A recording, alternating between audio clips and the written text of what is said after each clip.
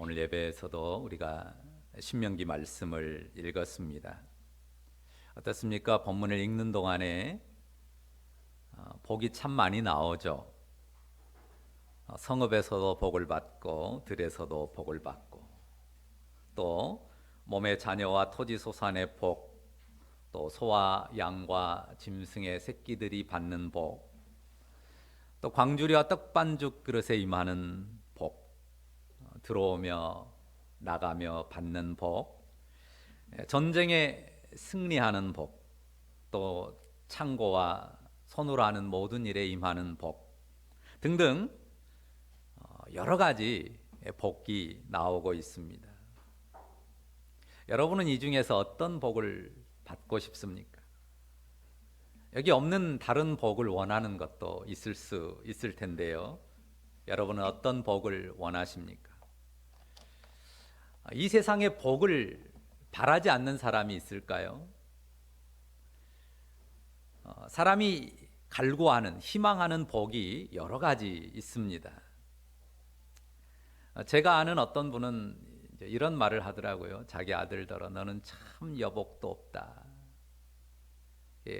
이제 행복한 가정 생활을 꾸리지 못하는 것을 안타까워하면서 하는 말입니다. 아들에게 여자복이 있기를 바라는 어미의 말이죠. 하는 일마다 안 되는 상황이 있고 또 우리가 흔히 재운이라고 말하는 재물의 복이 안 따른다고, 그래 정말 더럽게도 복이 없다고 자기 스스로의 삶을 한탄하는 그런 사람들도 우리가 종종 보지 않습니까? 그래 우리가 복에 대해서 많은 생각을 하게 되는데요. 오늘 말씀에서 우리는 이 복의 가치에 대해서 상고하려고 합니다. 우리가 먼저 살필 것은요, 하나님께서 약속하시는 복의 전제입니다. 조건이라고 말할 수 있죠. 하나님이 복을 주신다고 약속하신 전제, 조건이 뭐냐 하는 겁니다. 어렵지 않죠? 1절과 2절에 그 전제되는 조건을 말씀하십니다. 뭡니까?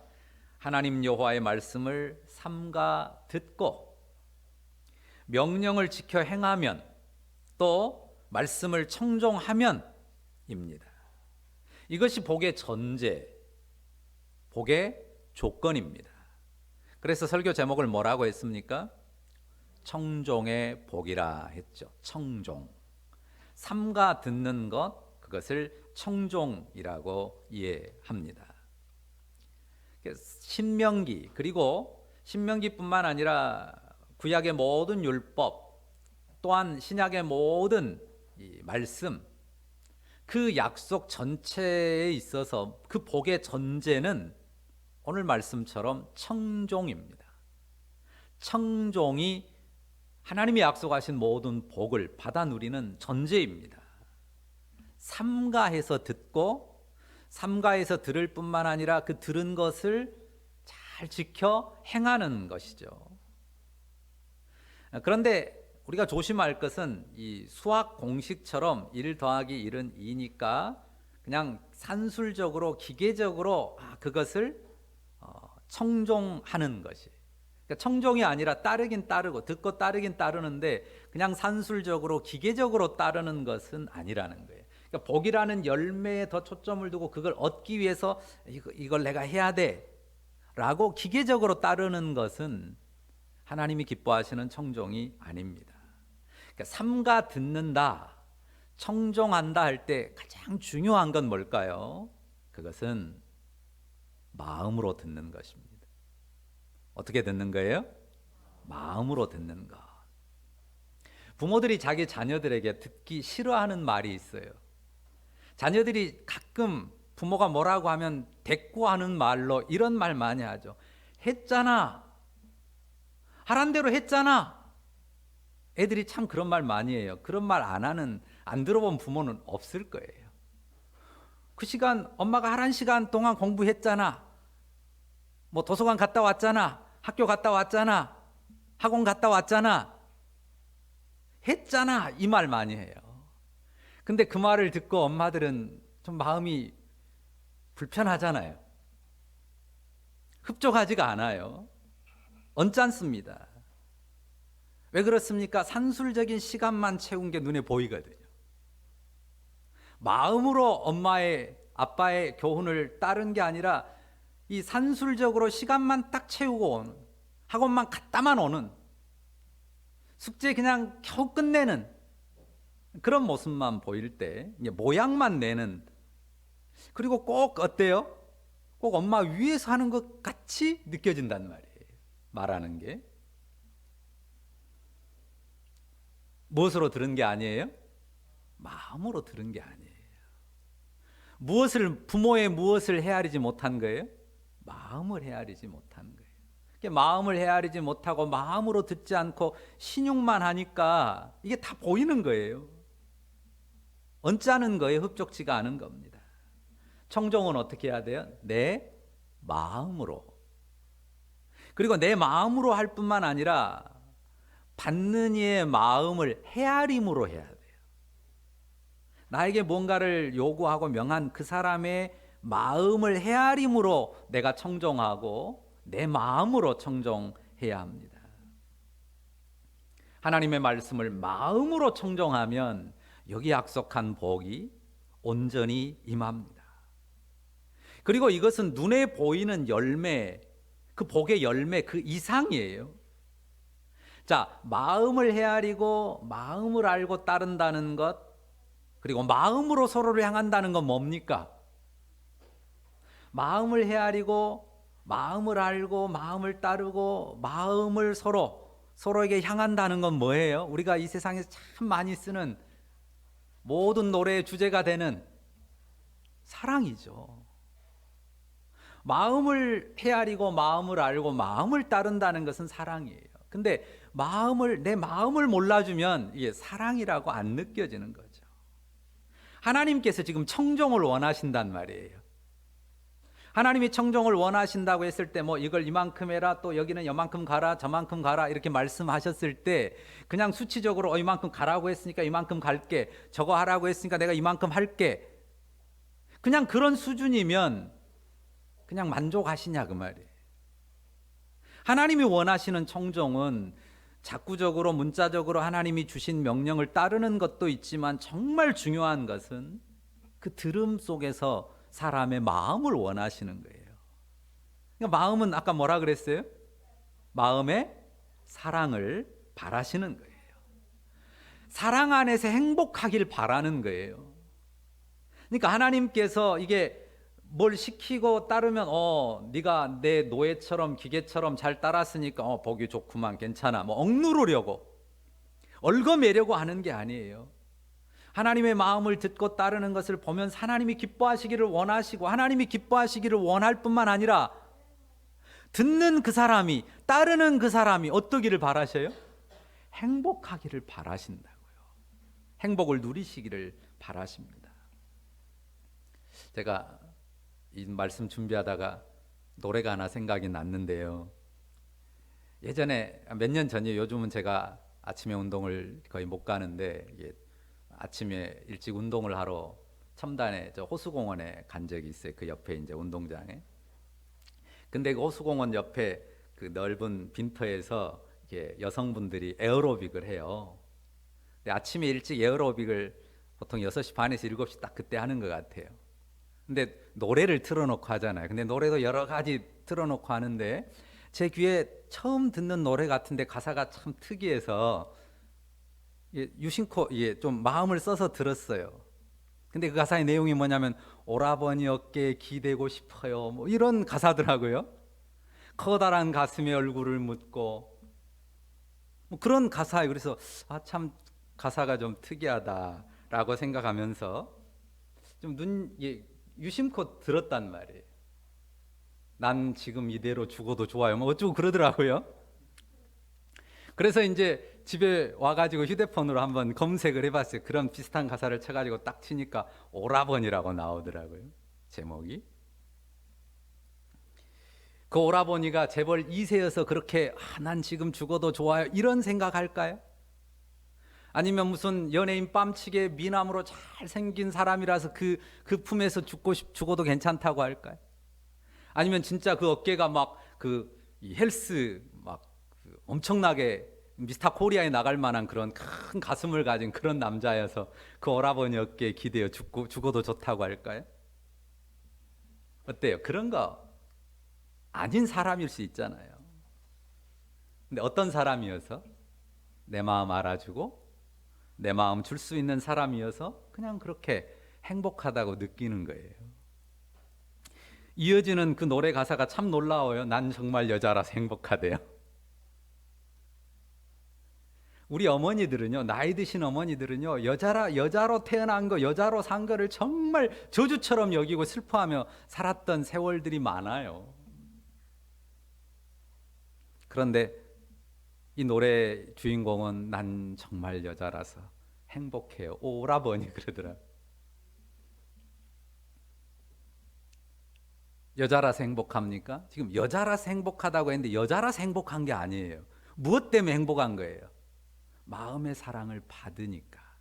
그리고 마음의 사랑으로 기댈 수 있는 사람이 있어서 행복한 거예요. 근데 그 사람이 남자고 난 여자니까. 그래서 자기가 행복하다고 고백하는 거죠. 사랑의 행복입니다. 그러니까 하나님께서요, 청종해라, 청종하면 복을 주시마라고 했을 때 그 복을 약속하시는 하나님의 마음이 그런 마음이란 말이에요. 그런 행복을 주기를 원하세요. 그렇게 내 마음과 네 마음이 통하기를 원하시는 거란 말이죠. 그러니까 그런 사랑의 행복을 약속하시고 그 복으로 초청하는 거예요. 그러니까 무슨 그 간수와 죄수가 너 요만큼 하면 좀 봐줄게 하는 그런 관계에서 뭘 따르라, 따르면 봐줄게 이런 게 아니란 말이에요. 하나님이 우리에게 약속하신 게 그런 수준, 그런 일이 아닌 거예요. 이것을 꼭 기억하기 바랍니다. 청종의 복을 약속하시는 하나님의 마음을 우리가 알고 그 마음을 기억하는 것이 정말 중요합니다. 복의 약속으로 말씀 청종함을 요구하시는 하나님의 마음이 바로 우리를 향한 사랑이라는 사실, 우리가 사랑의 행복을 누리게 하시기를 원하심이라는 사실을 마음에 꼭 새기시기를 바랍니다. 자, 우리가 꼭 알아야 될 게 있는데요. 복의 상대성을 알아야 됩니다. 뭐라고요? 복의 상대성. 복의 상대성을 꼭 유의해서 우리가 이해해야 됩니다. 자, 우리 부모님 세대들은요, 보릿고개라고 하는 걸 심하게 지내왔습니다. 저나 제 바로 위아래 세대만 해도 그래도 많이 보릿고개에서 벗어난 세대지 않습니까? 그런데 그 보릿고개라는 그 노래 들어보면 그 가사가 있잖아요. 아야 울지 마라. 왜 울지 마라고요? 배 꺼져야 울지 마, 배 꺼져. 아야 뛰지 마야, 배 꺼진다고. 그런 말을 우리 옛날 가난한 시절 사신 분들은 들었어요. 근데 지금 사람들이 생각하면 웃기지도 않는 말이죠. 뛰지 말라는 이유가 그거예요. 근데 정말 먹고 살기 힘들 때는 애써서 밥 먹여놨는데 금방 꺼져가지고 또 배고프면 그게 안타까우니까 뛰지 말라고, 울지 말라고, 그렇게 참 가슴 아픈 이야기를 했던 것이에요. 그런 시절에 우리 어머니들의 소원, 받기 원하는 복은 저 뒷방에 쌀 뒤주가 좀 복을 받았으면 좋겠어. 쌀 뒤주에 쌀이 안 떨어지는 복을 받았으면 좋겠다. 그 마음이 정말 컸어요. 자식 새끼들은 많은데 그냥 쌀은 줄어가고, 그것도 쌀도 아니고 그냥 잡곡, 그거라도 좀 안 떨어지기를 바라는 그 복이 충만하기를 그렇게 바랬단 말이에요. 그런데 요즘은 무슨 쌀 뒤주도 없을 뿐만 아니라 누가 밥 못 먹는 사람이 있습니까? 너무 잘 먹어가지고 다 뭐 걱정해요? 성인병 걱정하잖아요. 옛날 같으면 그 귀한 쌀밥도 지금은 그냥 가능하면 건강식으로 쌀밥 안 먹으려고 하잖아요. 격세지감을 느낄 수밖에 없습니다. 그러니까 생각해 보세요. 지금 무슨 말입니까? 옛날에는 복이라고 생각했던 정말 소중한 복이라고 생각했고 그 복 좀 받았으면 좋겠다 했는데 요즘은 그거를 복이라고 생각을 안 한단 말이에요. 요즘 애들 뭐 먹는 것에 관심이나 있습니까? 할머니들이나 엄마들이나 뒤따라가면서 좀 먹어라 먹어라 하지. 왜 그렇습니까? 다 누리거든요. 밥 없어서 못 먹는 사람 없고 옷 없어서 못 입는 애들 없어요. 신발 떨어져서 못 신습니까? 메이커 아니라서 그냥 뽀대 안 나니까 명품 아니라서 그래서 불만족하고 그런 것 좀 나도 누리고 싶은 그런 마음이지 옷 없고 가방 없고 신발 없고 쌀 없고 그게 아니란 말입니다. 이게 방금 말씀드린 복의 상대성이에요. 다 가지고 다 먹고 다 입는 거 다 쓰는 거 복이라고 여기질 않습니다. 그런데 이렇게 복의 상대성을 가지고 복의 가치를 생각하면 복은 아주 소수의 사람들만 누리는 것이 돼요. 그렇잖아요. 다 누리는 건 복이 아니에요. 다 쓰는 것, 다 가진 것은 복이라고 생각을 안 한단 말이에요. 남들이 없는 것, 남들은 못 누리는 것, 좀 특별한 것 누리는 사람만 복인이에요.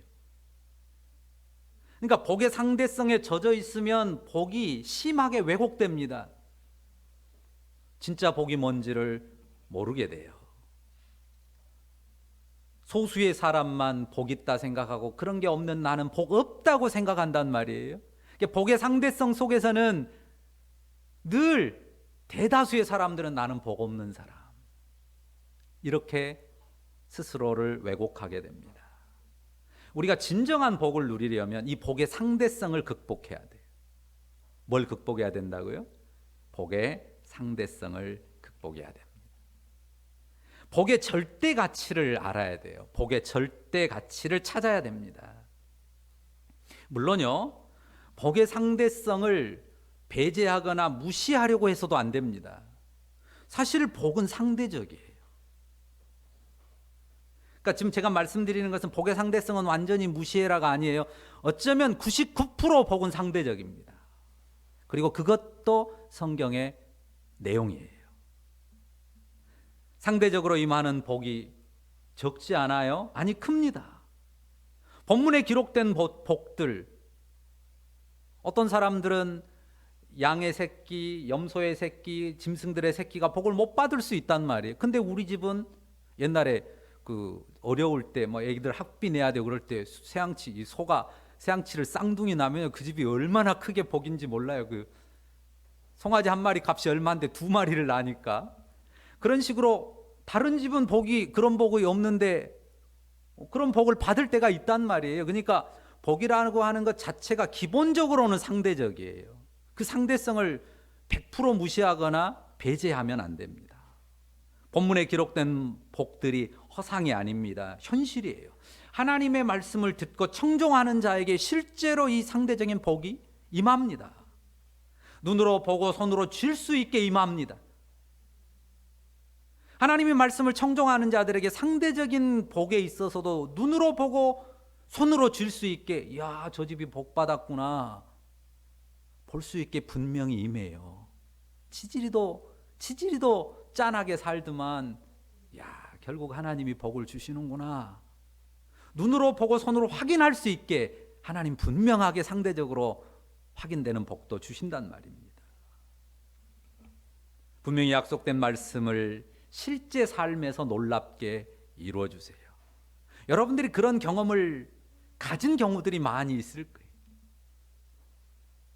청종하는 자에게 약속대로 복이 임하고 청종치 않은 자에게는 경고대로 저주가 임합니다.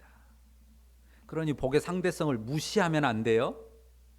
복의 상대성은 지대해요. 분명히 어떤 사람은 눈에 보이게 복을 받고 저주를 받는 그런 모습들이 현저하게 나타납니다. 현실 속에서. 청종의 삶을 살면서 여기 약속한 복이 자기 삶에 임하는 것을 얼마든지 경험하고 그 경험들을 여러분들이 많이 가졌을 거라고 믿습니다. 상대적인 가치로도 충분히 드러나요. 채워주시는 풍성함, 그 신비로움을 맛보고 고백하게 하나님이 만들어 주십니다. 믿으시죠? 청정의 삶을 살면 여러분 집에 통장이 복을 받을 거예요. 여러분 자녀의 건강도 복을 받을 것입니다. 여러분 자녀의 성적표에도 복이 임할 겁니다. 직장과 결혼에도 태에도 복이 임할 것입니다. 눈에 보이는 복을 품어내고 흘려보내는 그런 여러분의 가문이 분명될 것입니다. 저는 여러분이 이미 이런 복을 경험하고 누리고 있다고 확신하고요. 더 풍성히 누리기를 간절히 바랍니다. 그런데 우리는 이 복의 상대성에 매몰되지 않아요. 이게 중요한 부분입니다. 복의 상대성이 크다고요. 하지만 그 드러나는 상대적 결과에만 집착해서는 안 된다는 말입니다. 분명히 복의 상대적인 결과가 있고 그 결과가 크지만 거기에만 집착하게 되면, 거기에만 매달리게 되면 하나님의 복을 왜곡하게 돼요. 왜곡하는 정도가 아니라요, 다른 사람들에게 상처를 줘요. 그리고 복의 통로가 아니라 저주의 통로가 되는 경우들이 있습니다. 왜냐하면 보이는 결과만 가지고 복을 판단하게 되니까 그렇죠. 그리고 비교하고 비난하고 정죄합니다. 그러면 교만한 바리새인, 우리 주님 앞에 책망받은 그런 자리에 서기 쉽습니다. 복이 분명히 상대적으로 드러나기도 해요. 그렇지만 절대로 그 가치에 집착하거나 거기에 머물러서는 안 됩니다. 그것만으로 복의 척도를 삼고 그걸 따라가면 안 된다는 거예요. 예를 들어서 그래도 소유가 어느 정도는 돼야지, 그걸 복이라고 생각하는 자기 기준을 딱 갖는 거예요. 그래서 늘 그걸로 판단하고 그걸로 말하는 거예요. 그래서 다른 사람에게 큰 상처를 주는 경우를 보게 됩니다. 어떤 분이 그런 말을 했어요. 그래도 부모가 자식에게 경제적으로 어느 정도는 뒷받침을 해줘야 된다. 그 틀린 말은 아니거든요. 근데 그게 복입니까? 그렇게 해야만 복입니까? 성경에는 그런 말 없거든요. 그리고 그런 말을 특히 자식에게 해줄 것이 없는 가난한 사람 앞에서 자꾸 한단 말이에요. 부모가 자식에게 경제적으로 어느 정도 뒷받침을 해줄 것이 있어야 되는데, 그러면서 자꾸 말을 하는데, 그 없는, 자식에게 해줄 게 별로 없는, 손에 쥔 것이 없는 사람은 어때요? 그걸 어쩌란 말이에요? 자기를 슬퍼하고 비난할 수밖에 없죠. 나는 그런 복이 있는데 너는 그런 복이 없냐는 식의 저주밖에 안 된단 말이에요. 비난밖에 안 된단 말이에요. 그것은 복을 왜곡한 바리새적인 율법이죠. 율법입니다. 왜곡된 잘못된 율법이에요. 복음은 어떻게 말합니까? 복음의 목소리를 들려주고 복음의 목소리를 말해야죠. 참된 절대가치의 복을 말해야죠. 복음은 뭐라고 합니까? 가난한 자가 복 있다. 가난해도 복 있어. 자식한테 줄 거 없는 것 때문에 슬퍼하지 마. 그렇게 말을 해줘야 이게 복이 진짜 복의 통로가 되는 거고 하나님의 복을 진정으로 말하는 거지. 없는 사람 앞에서 자식한테 뭐 해줄 것이 있어야 그거 하나님 복을 받아서 좀 그렇게 해야 될 텐데 라고 말하면 그거는 복의 열매에 집착하는 것이고 상대적 가치에 집착하는 거예요. 예수님 말씀하셨잖아요. 누가 복 있다고요? 가난한 자가 복 있다. 애통하는 자가 복 있다. 줄이고 목마른 자가 복 있다. 예수님이 다른 복을 더 큰 목소리로 말한 복이 뭐가 있습니까? 가난한 자가 복 있다. 애통하는 자가 복 있다. 줄이고 목마른 자가 복 있다. 말씀하셨단 말입니다. 내가 기대한 대로 일이 되고 또 내가 원하는 대로 자식에게 경제적인 뒷받침 해줄 수 있는 그런 넉넉함을 얻는 것도 분명 복이에요. 그거는 복 아니에요. 그렇게 말할 필요 없어요. 복입니다. 그 복도 주신다니까요. 그런데 가난하고 애통하고 줄이고 목말라도 충분히 복될 수 있고 복을 누릴 수 있습니다. 이 복을 아는 사람, 이 복으로 주변 사람들의 삶을 해석해 줄 수 있는 사람, 그냥 다 같이 찌들려서 그냥 가난하게 살자가 아니잖아요. 하나님이 주신 복을 충분히 누리고 기뻐해요. 그런데 그 복의 열매가 눈에 보이게 드러난 것만 가지고 판단하지 말자. 이게 그게 끝이 아니잖아요. 끝이 아닐 뿐만 아니라 가난한 가운데서도, 없는 가운데서도, 줄이고 목마른 가운데서도 충분히 하나님 나라의 복을 누릴 수 있는 그 보화가, 이 보고가 있다는 거예요. 왜 그거를 못 보냐 이거죠. 왜 그거는 감춰놓느냐 이거죠. 이 복을 알고 이 절대 복으로 자신을 해석하고, 그러니까 이 절대 복을 알면 어때요? 내가 하나님 앞에 복을 받아서 많이 가졌어요. 그래도 그거 가지고 뭐 대대하고 뭐 자기를 높일 것도 없고, 내가 하나님 앞에 가지지 못해서 별로 가진 게 없고 초라하고 뭐 누구 줄 것도 없고, 그래도 그것 때문에 쭈그러들 것도 없고요. 하나님 나라의 부요함을, 우리 영혼에 부어주시는 하나님 나라의 부요함을 가지고서 나를 해석한단 말이에요. 나를 그렇게 해석할 뿐만 아니라 너도 그렇게 해석해주고 저 사람도 그렇게 해주고 다 그렇게 해석해 줄 수 있는 거예요. 그러니까 하나님 나라의 절대가치의 복을 가지고 나를 해석하고 다른 사람을 해석하면 축복하지 못할 사람이 아무도 없어요. 네가 지금 가난해도 얼마든지 축복할 수 있고, 네가 외로워도 얼마든지 축복받을 수 있고, 네가 어떤 어려움 가운데 있어도 하늘의 하나님 그분의 말씀을 귀 기울여 듣고 청종하고 순종하며 그 사랑에 의탁하면 하늘의 복, 생명의 복이, 삶의 풍성한 복이 네 삶에 가득할 거야. 나 스스로를 향해서도 다른 누구를 향해서도 그렇게 말해줄 수가 있는 그런 사람, 정말 축복의 통로가 되는 거죠. 자기 복의 열매만 가지고 다른 사람 판단하고 비난하고 정죄하고, 그런 사람은 축복의 통로가 아니라 저주의 통로죠. 보이는 상대 가치로만 따지면 이해할 수가 없습니다. 적용이 불가하죠. 분명 넉넉함과 부요함 복입니다. 하나님이 그 복도 우리 삶에 주십니다. 그렇지만 그것이 아닌 부족함도 빈핍함도 복이에요. 왜 그렇습니까? 하나님 때문입니다. 하나님의 무엇 때문이죠? 하나님의 은혜 때문이고 하나님의 사랑 때문입니다. 그러니까 하나님의 은혜는 상대적으로 가난한 가운데서도, 상대적으로 복 못 받은 것 같은 상황에서도 천국의 은혜를 누리게 합니다. 영혼의 죄를 씻어주시고 하나님 나라의 의와 영광을 선물해 주시는 하나님을 믿고 알게 되면 고통의 현실 속에서도 하나님 나라의 영광을 맛보면서 복을 누리면서 살아가는 것입니다. 버겁도록 어려운 현실에서도 그 영혼은 위로를 받고 기쁨을 얻고 소망 가운데 담대하게 행하게 되는 것이죠. 그러니까요, 복은 오늘 본문에 뭐 들어가도 복을 받고 나와도 복을 받고 뭐 광주리도 복을 받고 떡반죽 그릇도 복을 받고 이런 말씀들이 쭉 나오는데요, 그 열매 그 자체보다도요,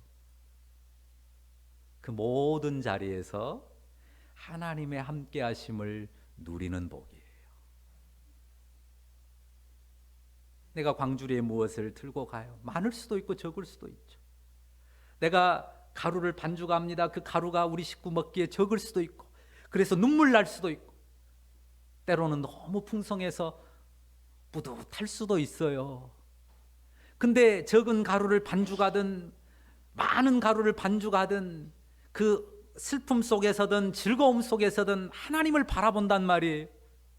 하나님과 함께 한단 말이에요. 그러니 적은 가루를 반죽해도 많은 가루를 반죽해도 그것이 내게 위로요, 기쁨이요, 소망이 될 수가 있는 것 아닙니까? 그러니까 우리가 그 양의 부요함도 하나님 분명 복으로 주시지만 양 자체가 아니란 말이에요. 혹은 질 자체가 아니란 말이에요. 그 모든 자리에서 함께 하시는 하나님의 은혜를 바라보는 것, 그 하나님의 은혜를 기뻐하고 그 하나님의 은혜를 의지하는 것, 바로 그 은혜의 복을 누리는 것이죠. 가난한 자는 어떻습니까? 사실 가난함 때문에 느끼는 그 절절함이 커요. 진짜 밥 한 그릇 어려울 때는, 얻기 어려울 때는 밥 한 그릇만 받아도 얼마나 감사합니까? 그러니까 감사가 훨씬 많아요. 감사의 그 크기를 따지면 그 한계 효용이 엄청 크다고요. 근데 넉넉한 사람은 그 한계 효용이 워낙 잘 먹고 사니까 밥 한 그릇 누가 줘도 그거 안 먹어도 그만 생각하니까 한계 효용이 작다니까요. 그 경제 용어로 하면. 그래서 가난한 자가 더 복 있다라고 말할 수 있는 것입니다.